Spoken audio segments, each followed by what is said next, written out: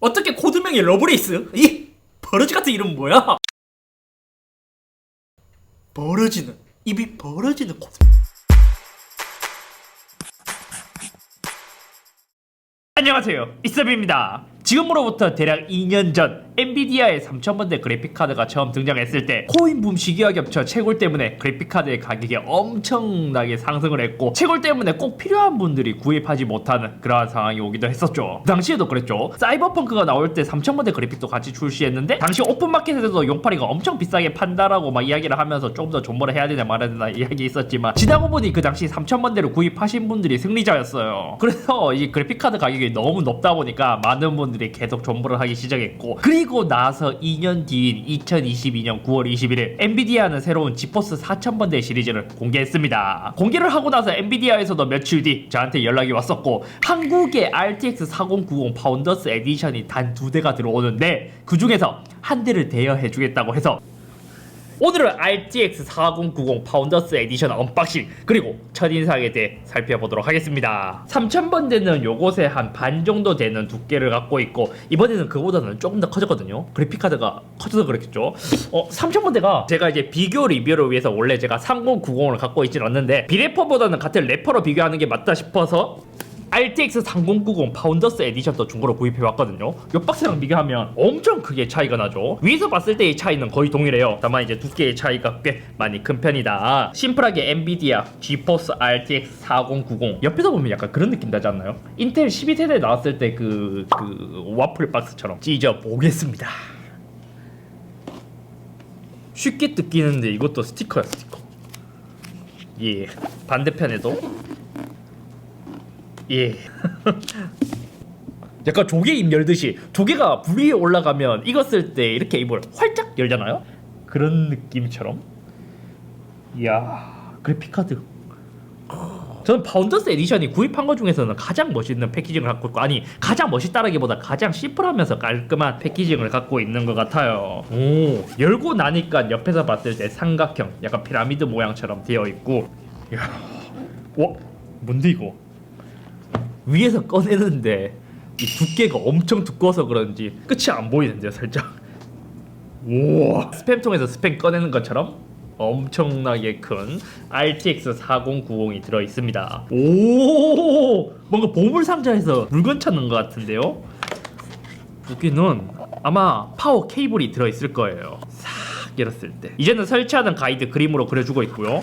이번에도 파워를 많이 먹기 때문에 8핀 케이블을 4개 꽂아야 하는 이러한 케이블도 함께 제공해주고 있습니다. 다만 이번에는 조금 더 특별한 방식으로, 뭐 가격이 비싸서 그런지 패키징에 조금은 더 신경을 쓴 것 같다. 하지만 한번 꺼내고 나면 다시 이 박스는 안 열어볼 것 같다. 얘는 뭐 치워야겠지.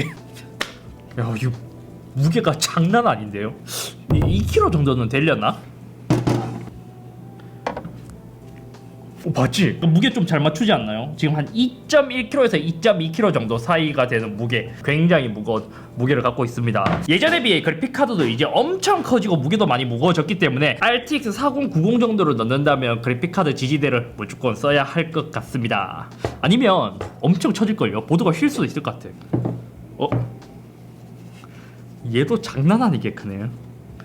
위에서 봤을 때의 면적은 거의 비슷하게 생겼고, 옆에서 봤을 때는 4090이 살짝 더 높은 형상을 갖고 있습니다. 아니, 이렇게 보니까 두께가 4090은 훨씬 더 커졌는데? 높이 차이가 나는데요? 4090이 높이는 오히려 조금 더 낮게 디자인되어 있는데요. 아이폰과 비교했을 때 이걸 뭐랑 비교를 해야 적절할까요? 요 녀석이 채굴로 한창 유행했다가 중고로 엄청 싸게 풀렸던 그 RX 580인가? 고 그래픽카드거든요.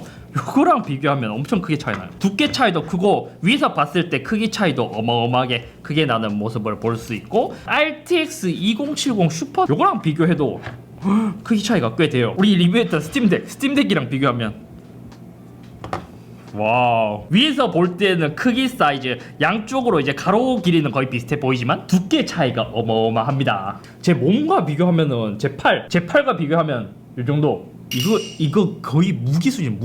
펜에 대한 구조는 3000번대 파운더스 에디션과 동일하게 되어 있습니다. 그러니까 요쪽 위에 있는 것은 그냥 하나를 이제 아래쪽에서 바람을 관통해서 상단으로 배기하는 구조이고, 또 반대쪽을 뒤집어 보면 반대편에 있는데 얘는 아래쪽에서 공기가 들어가서 뒤쪽으로 내보내는 구조, 이런 식으로 되어 있죠. 이거는 3000번대와 4000번대 모두 동일하게 되어 있고요. 폰트가 조금 달라졌어요. 3090은 RTX랑 동일하게 되어 있는데 4090은 숫자 부분은 조금 더 얇게 되어 있고, 3090은 그래픽카드까지 이제 묶을 수 있는 케이블 꽂을 수 있는 공간이 여기 마련되어 있는데, 4090은 외관적으로 봤을 때 그렇게 연결할 수 있는 포트는 없습니다. 파워 케이블 연결할 수 있는 게 달라졌네.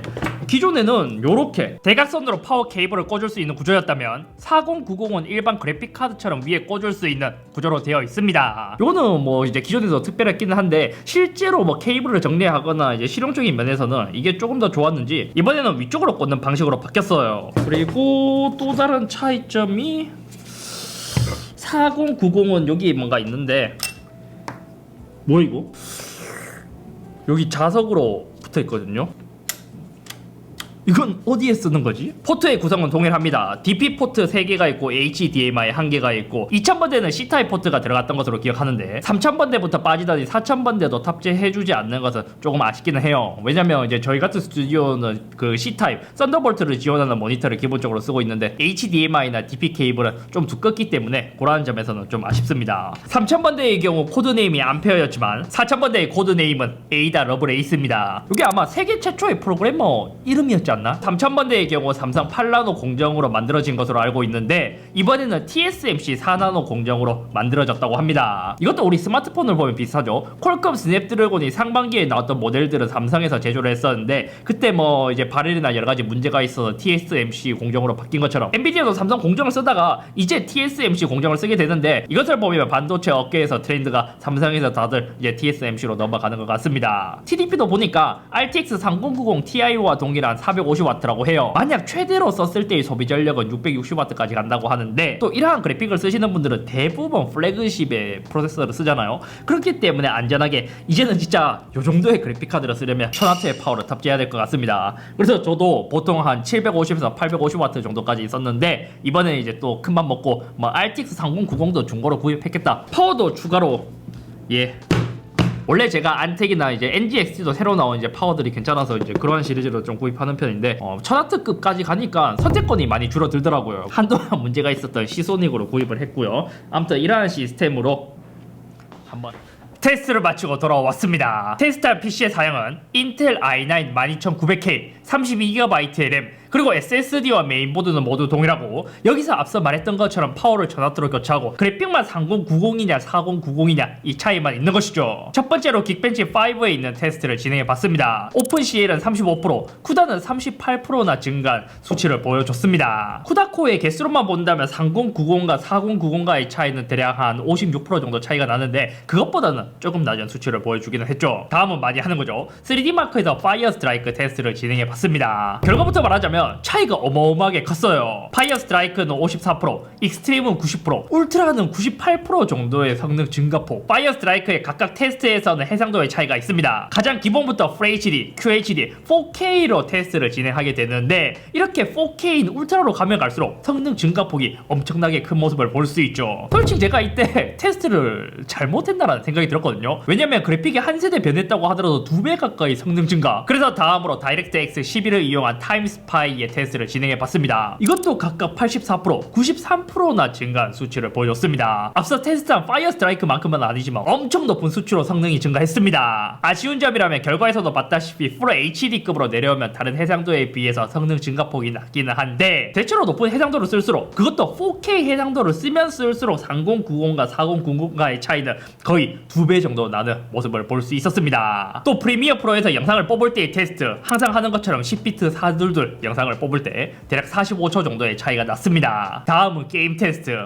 요거는 배그를 빼놓을 순 없죠. 예전과 다르게 시기가 많이 지나기도 했고, 이제는 풀 HD를 넘어 QHD, 그것도 4K 모니터가 많이 나와서 대중화가 된 만큼 오직 4K로만 테스트를 진행해 봤습니다. 첫 번째로 4K 울트라 옵션을 설정했을 때의 결과, 평균 프레임을 보잖아요. 그러면 전작 대비 매우 크게 증가한 모습을 볼 수 있더라고요. 평균의 경우 프레임이 2배 가까이 증가했고, 최저도 88%, 최고도 101% 정도로 2배 가까이 성능이 증가한 모습을 볼 수 있었죠. 대신 테스트를 하면서 좀 특이했던 점도 있습니다. 하위 1%의 경우에도 잘 나왔기는 하지만 하위 0.1%는 오히려 전적 대비 잘 안 나오더라고요. 아마 이거는 정식 드라이버가 나오지 않았기 때문에 이러한 결과가 나왔을 수도 있을 것 같아요. 아무튼 배그를 테스트했을 때 좀 놀라운 결과임을 알 수 있었습니다. 왜냐면 우리가 4K 울트라 옵션으로 쓸 때 이것을 제대로 144Hz 이상 제대로 돌릴 수 있는 그래픽 카드를 제대로 보지 못한 것 같은데, 벤치 결과처럼 전작 대비 거의 2배 정도 성능이 증가했다 보니까 처음에 이게 놀라서, 아니 내가 테스트를 하면서 잘못했나? 그런 생각이 들기도 했는데 몇 번씩 테스트를 다시 진행해봤지만 거의 비슷한 성능이 나왔습니다. 다음은 4K 울트라에서 해상도는 동일하게 유지한 채 국민 옵션으로 내려서 테스트를 해봤습니다. 이때는 오히려 앞서 테스트한 것과 다르게 크게 차이가 나진 않았어요. 테스트를 하면서 보더라도 그래픽의 사용량도 울트라에서는 거의 100% 가까이 사용한 것에 비해 국민 옵션으로 낮추자마자 거의 50% 정도만 사용한 모습을 보였습니다. 프레임으로 보자면 평균은 14프레임 정도 더 높았고, 최저는 좀 오류가 있었는지 덜 나왔고, 최고는 20프레임 가량 더 나오는 모습을 볼 수 있었습니다. 그리고 이때도 아까와 마찬가지로 하위 1%와 0.1%는 전작 대비 좀 잘 안 나오기도 하더라고요. 다음으로는 사이버펑크 2077을 설치해보니 여기도 벤치 모드가 있어서 이때는 벤치 모드로만 한번 진행을 해봤습니다. 이것도 4K 울트라 옵션, 성능이 높으니까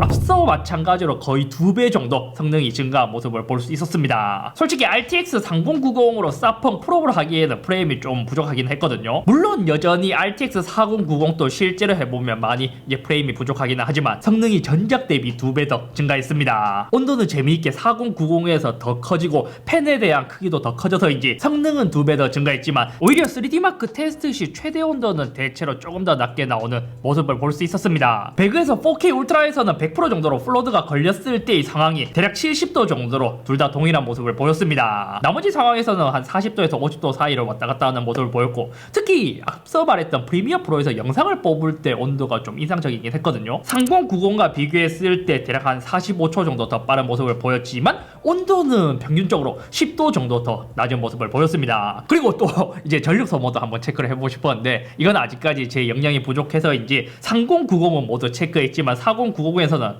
하드웨어 모니터에서는 아직까지 전력 소모가 나오진 않더라고요. 그래서 요거는 체크해보지 못했는데 나중에 조금 더 공부해서 알려드릴게요. 그리고 테스트 해보니까 여기 이제 파워 케이블 연결하는 게 좀 특이했거든요. 여기서도 보면 8핀으로 연결할 수 있는 게 총 4개가 연결되어 있는데, 엔비디아에서는 요 4개 모두 연결을 하지 않아도 된다고 합니다. 한 개는 나중에 그래픽 오버클럭을 할 때 그때 필요할 때 연결하는 거고, 기본적으로 3개만 연결하면 모든 성능을 쓸 수 있다고 해요. 다음은 이제 엔비디아 발표에서도 있었던 거죠. 얘 성능보다 특히 그 발표에서 DLSS3라는 것을 엄청나게 강조를 했거든요. 사실 대부분 컴퓨터를 찐으로 좋아하시는 분들은 잘 알고 있지만 나머지 분들은 잘 모르고 있는 게 엔비디아의 DLSS입니다. 이거는 쉽게 말해 딥러닝 슈퍼 샘플링의 약자. 요즘 컴퓨터들은 게임용으로도 많이 사용하지만 연산용으로도 그래픽카드를 많이 사용하는 것처럼, 쉽게 말해 DLSS는 딥러닝을 이용해서 업스케일링으로 프레임을 더 높여주는 기술이라고 생각하면 쉽습니다. 예를 들어 그거요. 나는 4K 모니터를 샀고 4K로 게임을 즐기고 싶은데 그래픽카드의 성능이 부족해서 4K 해상도에서는 프레임이 잘 안 나오기 때문에 게임을 잘 못 즐기는 상황이 있잖아요. 그때 DLSS를 켜게 된다면 해상도를 낮추게 되고 AI를 이용해 고해상도 이미지를 다시 그려서 프레임을 더 늘려주는 거예요. 대략 DLSS2까지는 거의 프레임이 한 2배 정도 올라간다고 했었죠. 하지만 DLSS가 무조건 좋은 것은 아니었습니다.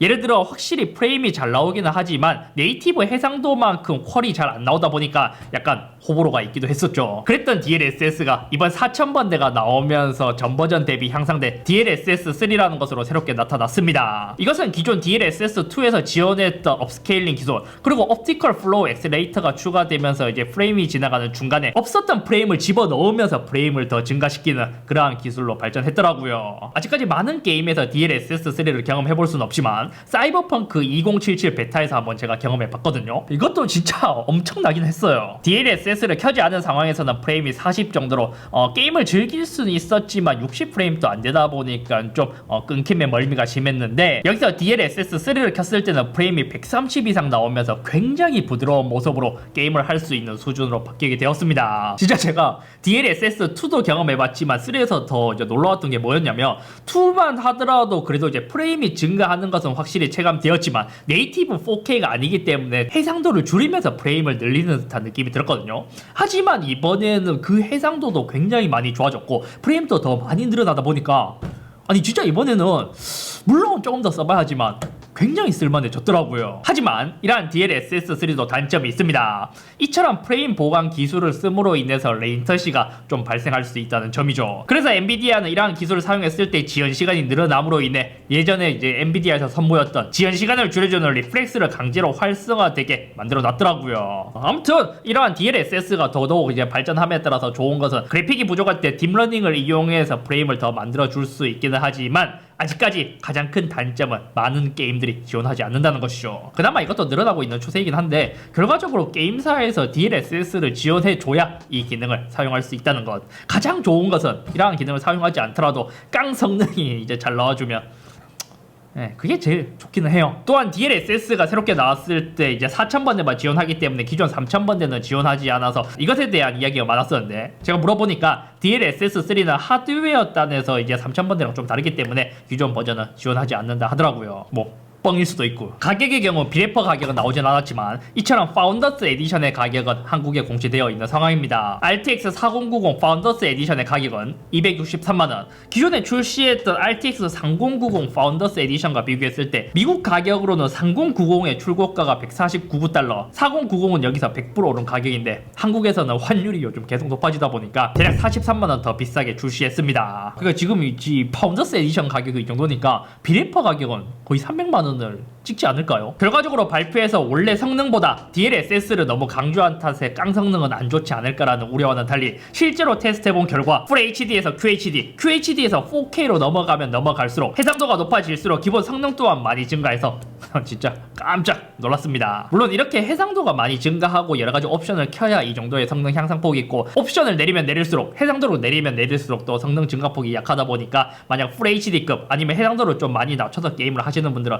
크게 차이를 못 느끼실 수도 있고요. 다만 역시 아쉬운 거는 가격이죠. 그만큼 엔비디아를 대체할 수 있는 경쟁 브랜드가 없기 때문에 엔비디아가 가격 책정에서 자유로울 수밖에 없는 것 같아요. 진짜 이제는 그래픽카드 하나가 노트북, 고성능 게이밍 노트북 하나 구입할 정도로 굉장히 비싸지긴 했죠. 물론 성능도 증가하지만 매년 그만큼 가격도 더 많이 올라가니까요. 아무튼 오늘은 여기까지며 이번에는 RTX 4090과 3090을 한번 비교해 봤을 때 확실히 이제 $100 정도 증가했다는 것을 생각한다면 성능은 그것도 4K에서는 너무 성능이 잘 나오기 때문에 꽤 잘 나온 것 같고 이제는 실제로 이제 4090보다도 이제 밑으로 내려가는 메인스트림이나 엔트리급을 구입하시는 분들이 더 많기 때문에 그쪽 그래픽 카드에서도 가격 대비 어느 정도의 성능을 보여줄지 이것도 궁금한 부분인 것 같습니다. 아니 근데 지금 이게 한 260만원 정도 되면 막 4060 이런 거 나올 때 100만원 넘는 거 아니야?